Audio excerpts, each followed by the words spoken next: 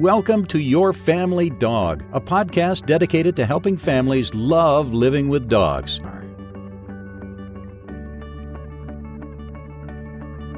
Hi, and welcome back to Your Family Dog. I'm Julie Fudge Smith, and I'm here with the fabulous Tina Spring. And today, because we're both so sad about the many rainy days that we have had this winter, we're going to talk about what to do when it stops raining and how to handle the rainy weather with your dog and stuff you can do in the spring and things you should be aware of. And so just kind of hoping for those beautiful blue sunshiny days that we know are out there somewhere and hopefully are headed our way, rather than just yesterday we had a momentary burst of sunshine, and I thought I need to run out and lay down in the yard and get my vitamin D, because it's my only chance until, who knows, till the rapture maybe, with the amount of rain we're having. So if I tried to go lay down in the yard, I would just be soaking wet. Like I would just melt into it. Yes. Well, Georgia has gotten more rain than Seattle. Like my part of Georgia has gotten more rain than Seattle so far this year. I'm joking and saying that it's the 87th day in a row of rain. Yeah. It's ridiculous. And the dog's mad. Oh, absolutely. We've had an incredible amount of rain. In fact, I went out to poop or scoop the yard with crutches.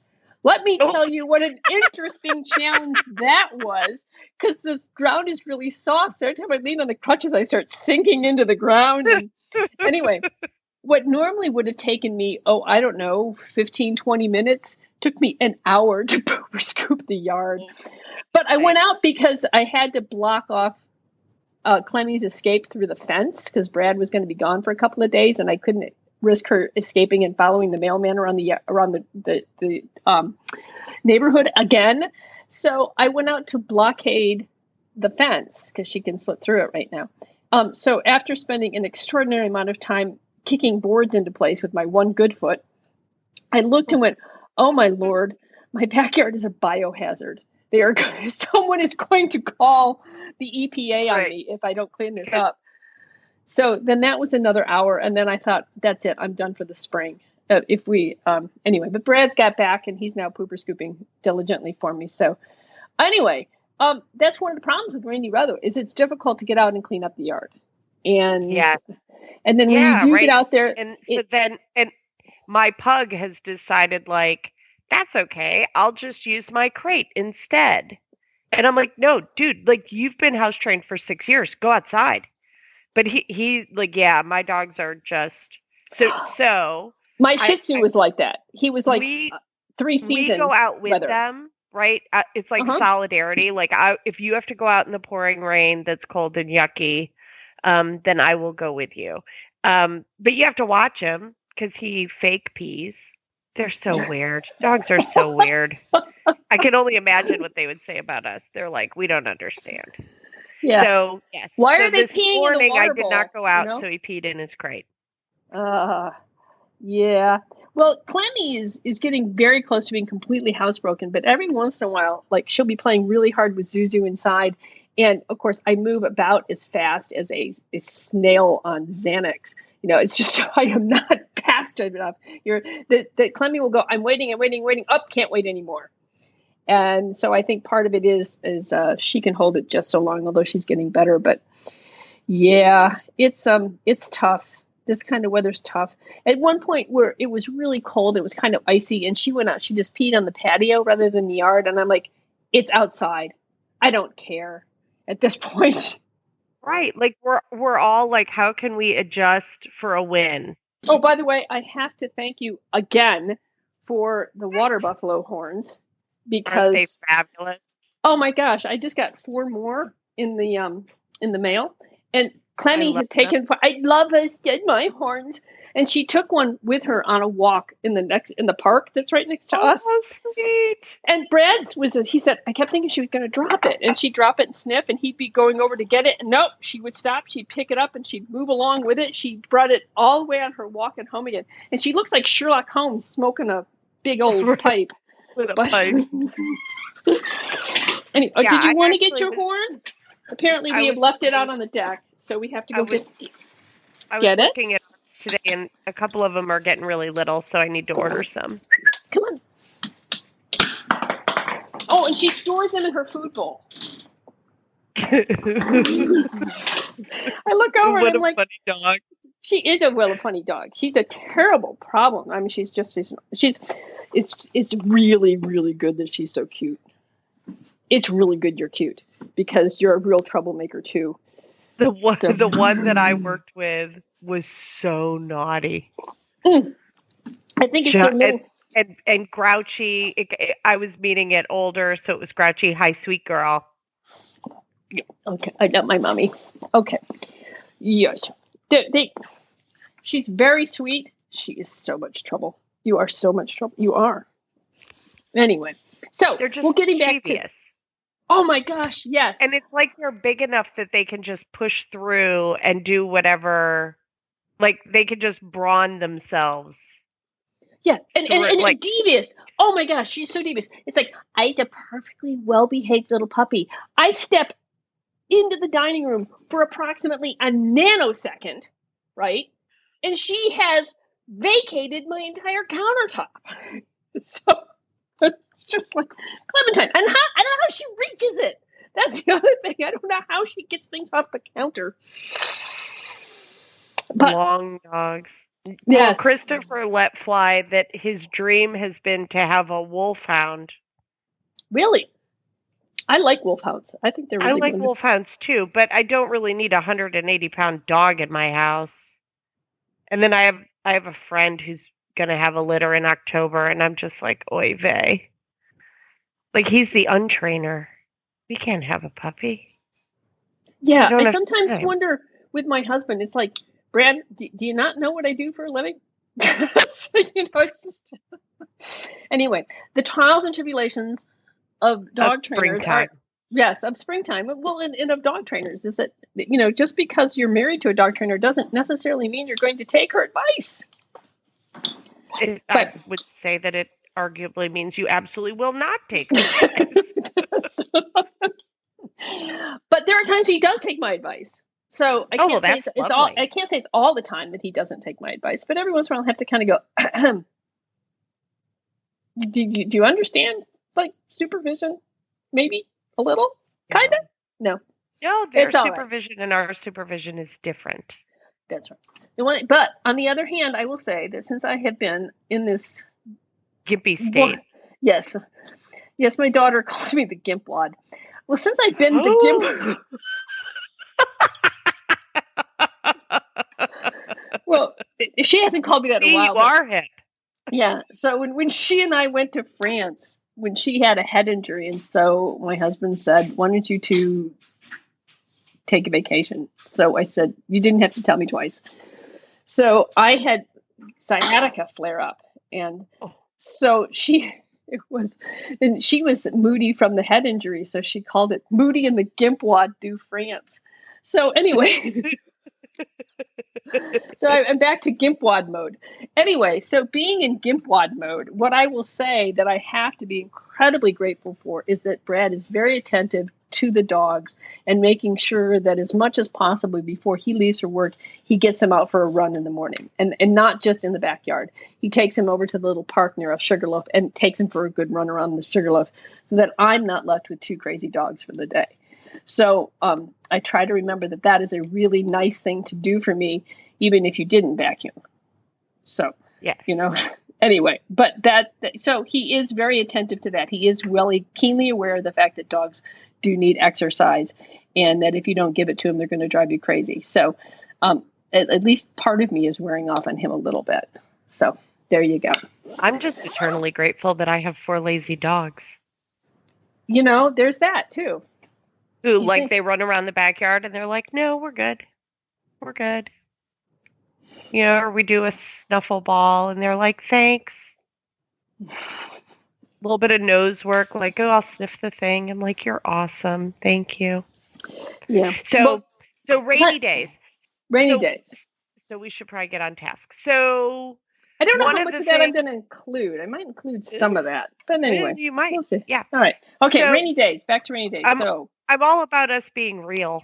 I'm all about authenticity. So I'm getting lots of calls from moms who are like up to their eyeballs in kids and muddy dogs and everybody kind of getting on each other's nerves.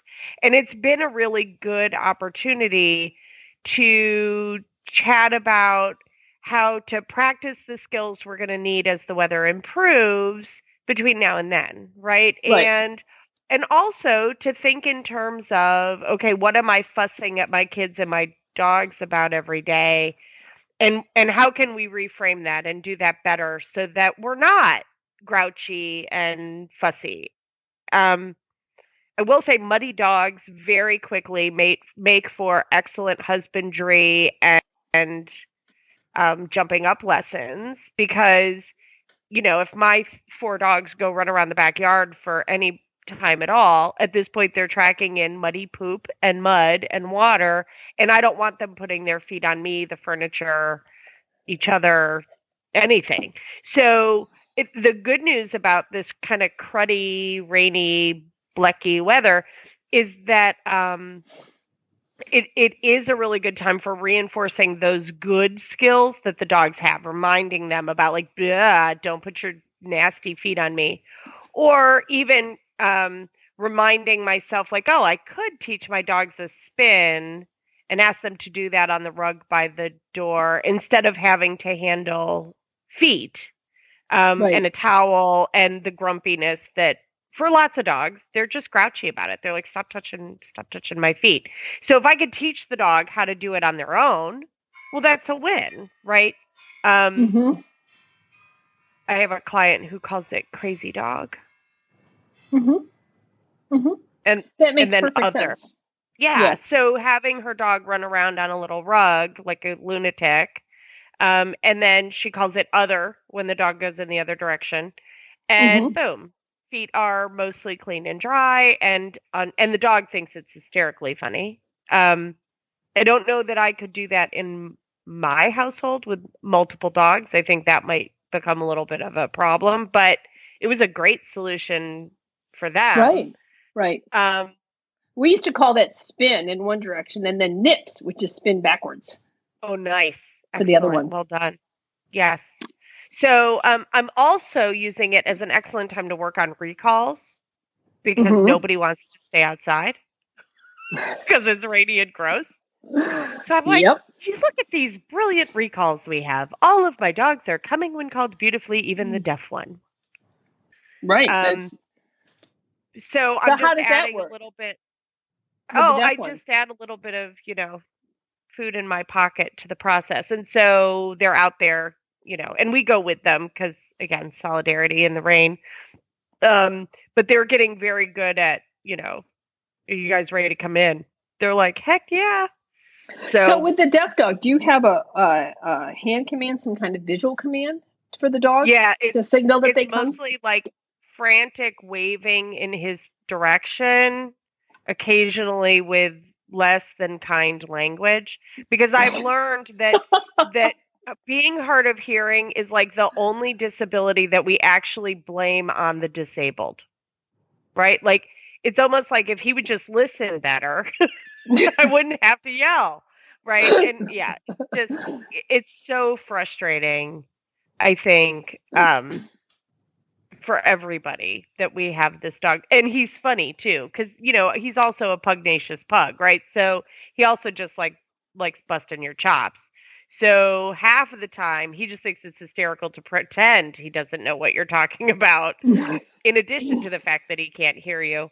But at least he's motivated by the rain to come when I flail my arms in frantic display that's supposed to somehow communicate That's right. Flailing. that I want his Yes. attention, and could you come in, please? And I then he think it's does a. get the big sweeping arm motion toward the human movement. He gets that. I think it's a blog. Christopher's funny, Flailing is a training technique. You know. right? Frantic flailing. Chris is hysterical because the dog always pretends like he always becomes vacuous at dinner time. He's all like, feed me, feed me, feed me. And then when you finally have his bowl, he just is laying down, cuddled somewhere, wagging his tail, looking at you like, what? And so Chris like does this, he holds the bowl and he goes, and points at And the then the bowl. pug's like, why didn't you say something? It's dinner time. I should video it. It's really cute. He's just a weirdo. He's just a weird dog.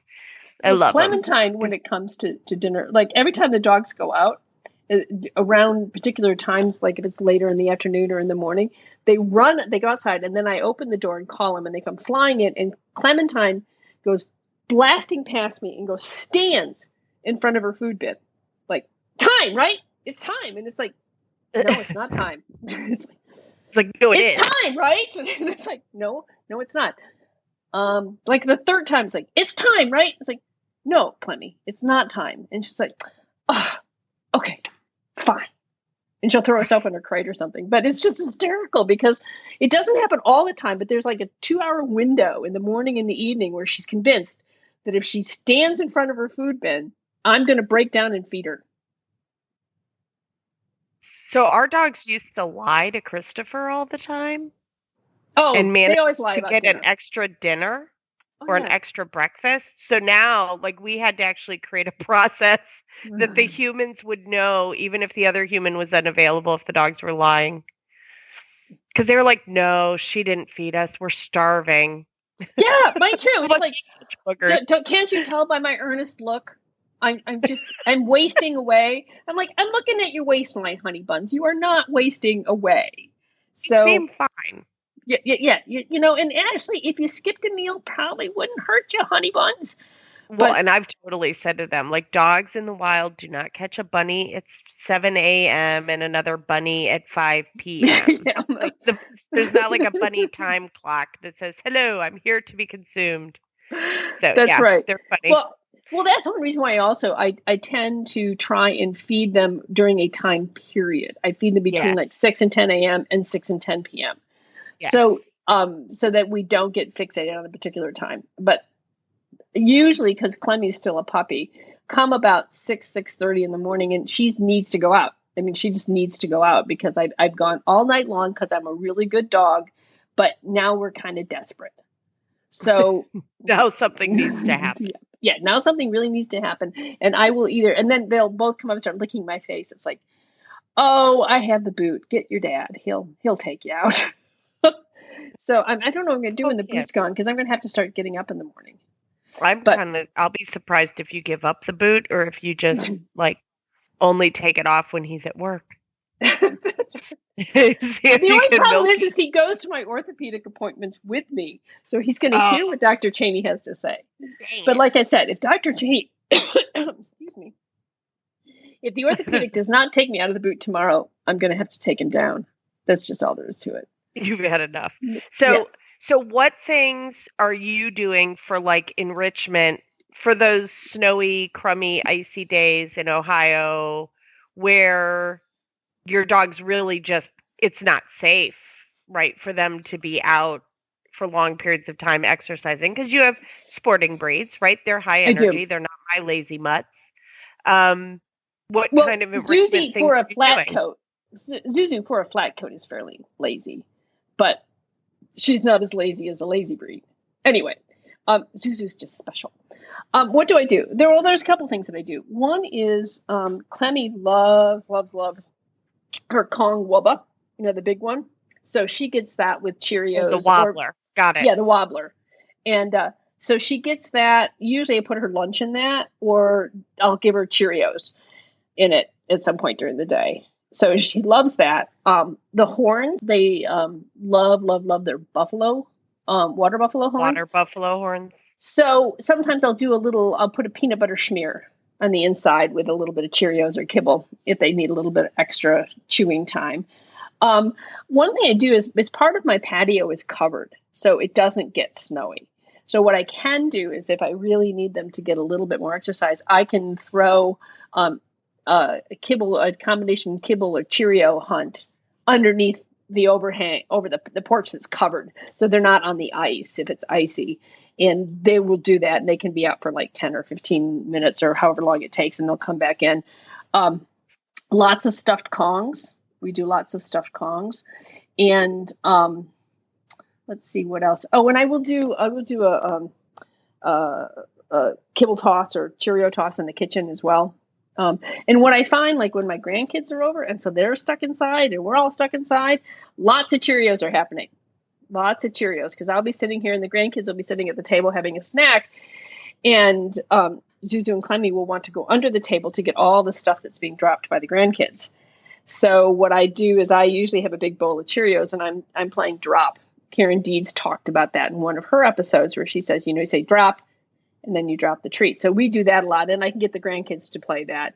So there's just a lot of tossing and stuff of Cheerios so that they're not completely focused on the grandkids. And so if one of the grandkids runs by, the problem is Clemmy's still a puppy. So if somebody runs, that means I need to run with them and grab them. And, well, no, you don't. So if I can give you a toy to hold or something like that, then I'll do that. The other thing I'll do with Zuzu, and with Clemmy too, is I will do a rousing game of tug with them. Or one of the things I can do is I have a chair in my library where I can toss a ball either through the dining room into the front hall or into the living room. So I'll have balls and I will do a toss that way. And if the day is nice enough, I can sit either on the front porch or the back steps and do a toss and treat recall. So I throw a treat, you go out and get it, and then I whistle for you to come back, and you come back and you get a treat from me.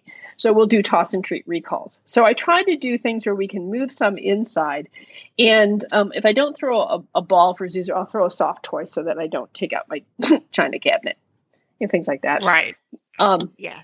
But there's a lot of sort of intelligence toys activities going on around here. How about you? Yeah, I practice a lot of door manners on interior doors, which is my dogs always make funny faces at me. They're like, we don't care if we go in the guest bedroom. I'm like, I know, but we're practicing for the front door, but without all the rain and coldness. So we do a lot of, and I also do, I want to say it's from Terry Ryan. I think this is who I got it from, but that your personal best. So thinking in terms of creating like a little training route in the house, kind of a la rally, where it's like, okay, we're going to like do a whole little route. So practicing like coming out of the crate manners and leashing up manners and manners at the door. And we go out the door and we come in the door and then polite leash walking through the kitchen and just trying to do some, and a kibble toss, right, for coming when called.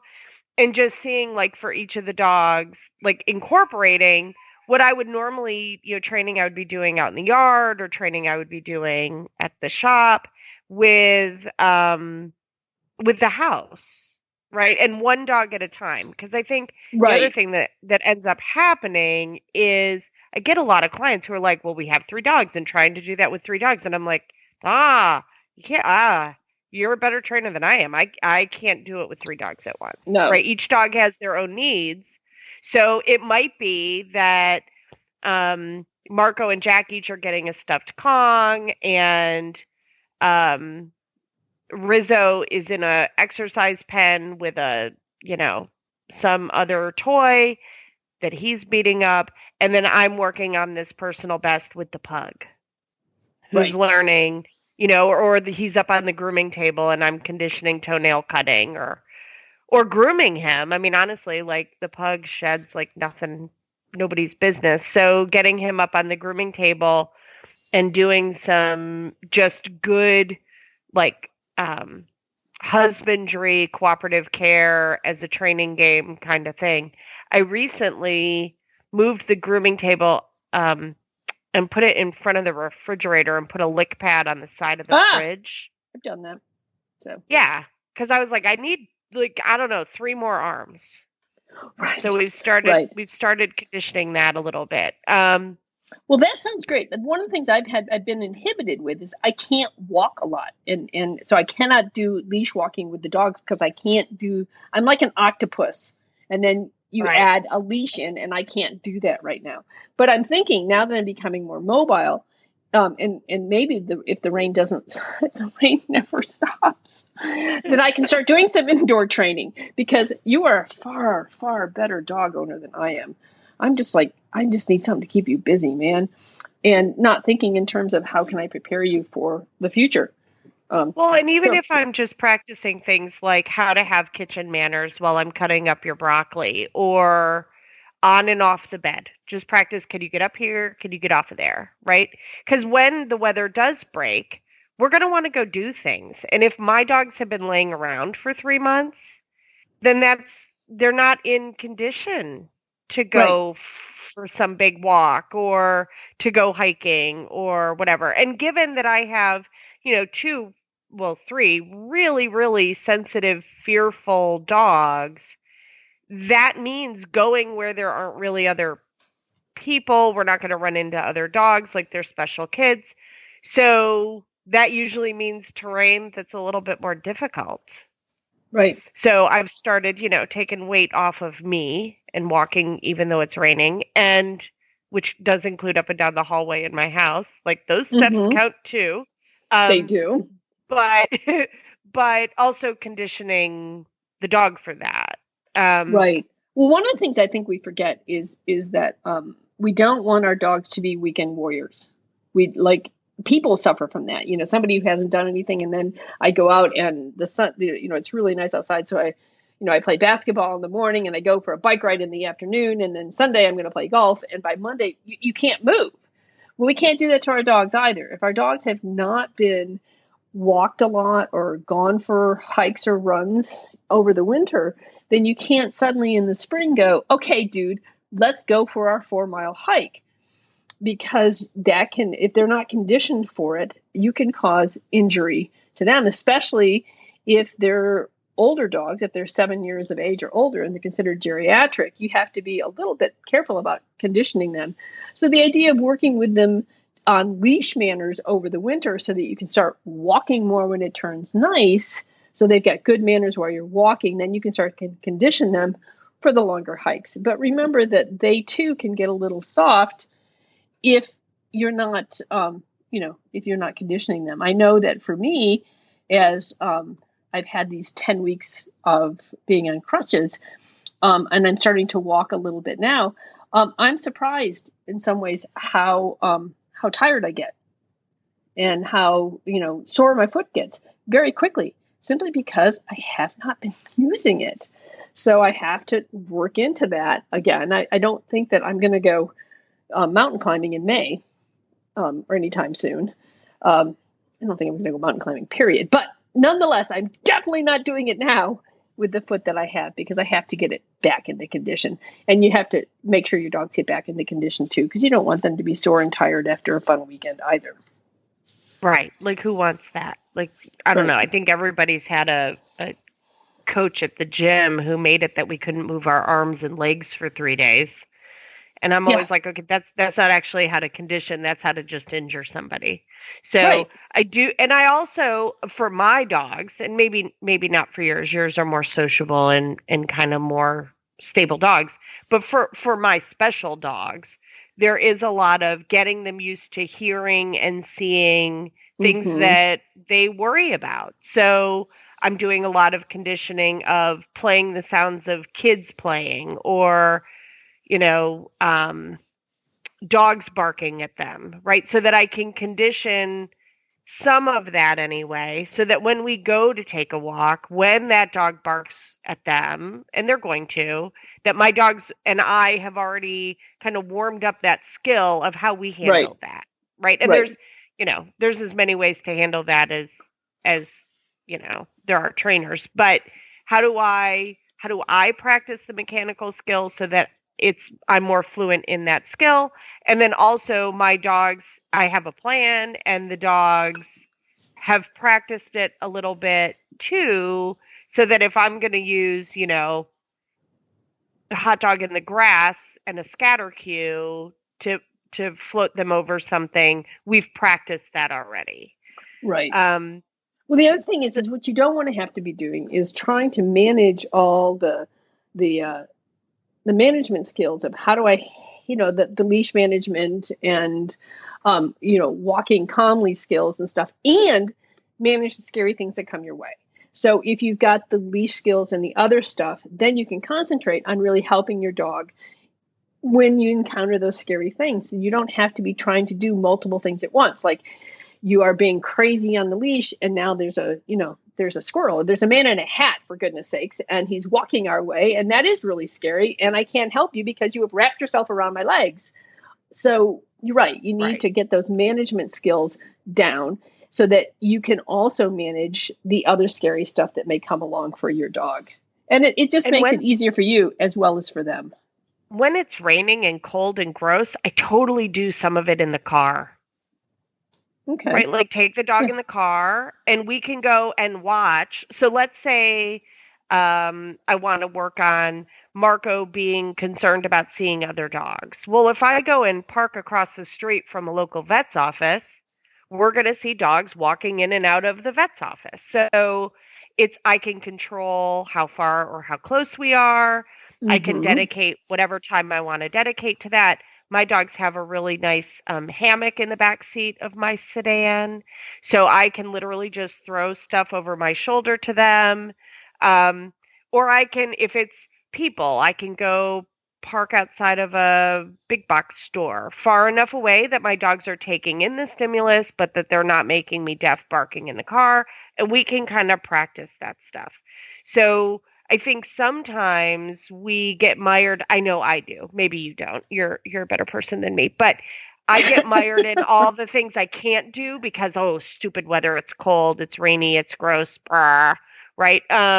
Instead of kind of reminding myself, like, hey, this is a really great opportunity. If I go hang out outside of Lowe's or Home Depot, there are not 1,000 people walking in and out all day long. And if it's mostly at this point, like people who have to be there because everybody else is like, I don't want to be outside. So the numbers are lower. It's a more manageable thing for my dog. People aren't just lingering out there. So I loved when I had a caravan because we would just pop that back hatch and sit in the back of the caravan, and like I could totally sit on the deck of the caravan with my dog, and we could do training, and I could have a blanket on me, and we could take all the world in, but from the dry, a safe distance, right? The dry of the car. So, I mean, I get lots of people who call me who say, "Well, my dog's a jerk when he's in the car," and I'm like, "Well, this is how you work on it in the car." And I have totally set a treat and train up in the back of a car. Oh, okay. Okay. Because then I could just use the little remote, right? Right. So right. I do think sometimes it bears just, I don't know, I'm as good at putting off project as the next person, but I want to be able at this point to take advantage of that next pretty morning that it's not pouring rain and it is 60 degrees and we just need a light jacket and not my rain boots. Right? Yes. So no, I get that completely. And in fact, when we were gone we were gone for a day or something, I can't remember exactly what it was, but the pet sitter came, and who's wonderful, and my dogs adore her. And I don't know, my life would be far. Oh, look, the sun! Oh my heavens, we got 5 minutes of sun. I feel like I should go lay down in the backyard if I didn't sink all the way to China. But if you could get back up. If I could get back up, especially with this boot on. Anyway, I said to her, she's not comfortable taking the dogs into the park off lead because she just doesn't know Clementine that well. She might be able to do it with Zuzu, but certainly not both of them together. And Brad usually takes them someplace where he can let them run off lead so they can really get some exercise. So I said, okay, take him on lead. I have not been able to work with her for a while. And I don't know how good she's going to be, but apparently she was great. So something stuck. But yeah, I'm looking forward to being able to move with her again. The problem is I just haven't been able to move very fast at all. But I'm really looking forward to walking again and working on the dogs with that, either inside or outside. And I will tell people, I said, if you have a nice open space inside, there's lots of fun ways you can work on loose lead walking without even using a leash. One of the things you can do is if you've got a big room in your basement or, you've got a great room, just walk around the great room. And when the dog comes over to your side and is right there by your knee, give him a treat and keep walking. Keep walking. And pretty soon the dog's going to realize the best place for me to be is right by my person's side. Now you've taught your dog to be right next to you, and you haven't even had to use a leash. And if you get pretty good at that, then you can snap on the leash, and the leash doesn't become a big issue for the dog because I've already learned that it's nice to be next to my person. So that's something you could do in the winter as well. You could just my grandkids come, my front hall, living room, library, and dining room. And there's a center area. There's 2 fireplaces in the front hall. My grandkids love to run around this circle. We run around from the front hall through the dining room, through the library, through the living room, and around and around and around, and then we reverse. It's kind of like crazy. And the dogs have learned to do that too. So Zuzu will run and Clemmy will follow her. But it's great because I can also do that when I'm loosely walking because each room has a different flooring and, and different furniture we have to move around. So be creative. There's lots of ways you can move around your house and have your dog move with you and reward that dog for being right by your side, whether he's on a leash or not. And that will help with your loose lead walking. I like to do coming when called too. So I'll, be puttering around doing stuff and the dogs will finally settle out and then I'll call them. And they're like, okay, you just told us to stop following you around. And I'm like, I know. I'm a little schizophrenic sometimes maybe. But yes, if I can get them focused on what Christopher's doing and go hide on the far side of the bed in the guest room and call somebody and have them come find me. I think most of the time they think that's really funny. Right. The come find me game. And like we with play the that grandkids, too. You could totally practice recalls in the house, right? Absolutely. Everybody's in a different room. Well, you know what we'll do on the website? It could be like Clue. You could do it like Colonel Mustard in the library with the hot dog. That's right. Well, what I'll do is I will post my handout, the Come Find Me game, and we'll put that on the website because that's a great game to play inside. So, we'll put the Come Find Me game up there. So do you do any nose work with your dogs? Any scent work? Not really. I should because they would both probably really well. No, not Clemmy. I think would be really good at it. Zuzu, we think she's both nearsighted and, as my daughter puts it, I think she's near nosed, Mom. She doesn't see, like, it's funny because I'll throw the ball and it's like most of the time she'll see it and then she'll like run right by it and she'll be standing there and the darn thing is right in front of her and she can't either see it or smell it. So I think she's near nosed. You don't think she's just mocking you? She's too earnest. Seriously, there's just not enough. No, she's not mocking me. I'm seriously confused and I cannot find this thing. And she'll look at me and like, does she know she's a flat goat? No, I don't think she does. I think I don't know what she thinks she is, but I don't think she realizes that she should, like my dog Bingley, he would, I don't think he ever lost a tennis ball. We would be on walks. Well, sometimes he would take off after a dare to drop the ball, but like 2 walks later, he'd go get that ball. And so no, Zuzu is she's very sweet. She is who she is. But so I'm not sure that nose work would be rewarding for her. So I think that she might just find it. The best nose work dog in my house right now, and we're at the very beginning stages because is the pug. And I would have never expected that, this dog who got hit in the face with a frying pan with the smushy face, and he has no nose. Like, he's one of those really flat-faced pugs.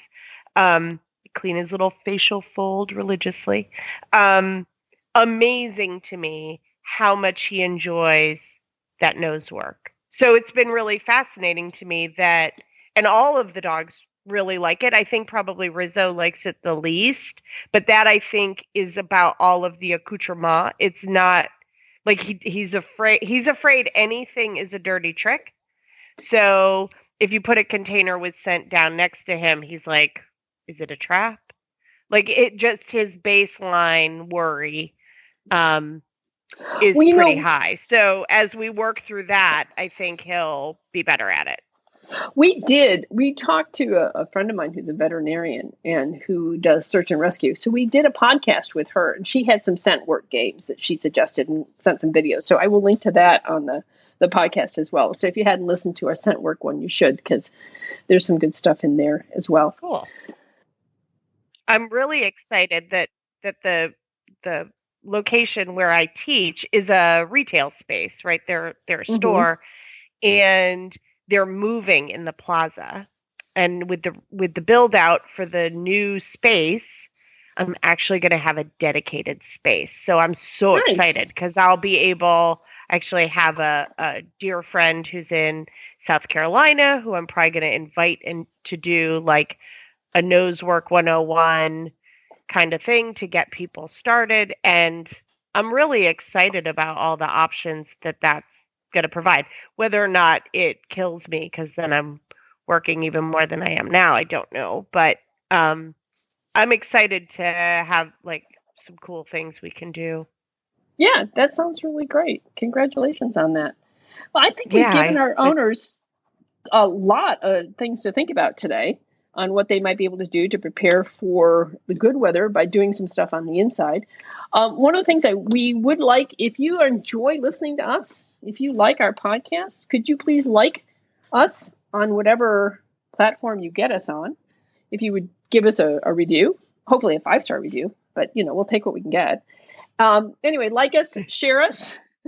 And if there's is there a topic that you want us to cover? Let us know. If there's a topic or a person you'd like us to interview, let us know. And you can send all that to us on feedback@yourfamilydogpodcast.com. That's feedback@yourfamilydogpodcast.com. Don't forget to like us, share us, and rate us. And we're on Facebook too. Yes, we are on Facebook. So that's been pretty interactive when people ask questions, like we're on it. And I'm not sure. I know I never knew that the way podcasts get in front of more people is through those likes and shares. Yes, so absolutely. There's a bunch of podcasts I love that it just never occurred to me to do the like and share thing until I realized that was a way to help them get content to more people, which is exciting. It's exciting. I've had a couple of people reach out on Facebook. I'm on Facebook a good bit because my customers demand it, and it's been really great to meet those of you who have asked questions. Yes, absolutely. And wanted some support. It's been really fun, and hopefully one day maybe we'll do a meetup sometime. That'd be great. Maybe somebody will ask us to come and talk. I doubt that, but they might. I don't know. They probably get sick of hearing us talk. That's right. It's like, really? Those two are going to talk again? Well, with that, I have sunshine again for the second time today in my backyard, so I may have to take my dogs outside. Yeah. So yeah, I'm gonna go to the grocery store and buy vegetables for my dogs. Well, you and I have exciting lives to lead now, so we do, don't we? Yes. So thanks for listening to Your Family Dog, and we'll see you next time. Thanks for listening to Your Family Dog. Got questions? Interesting ideas? Visit www.yourfamilydogpodcast.com to share your thoughts.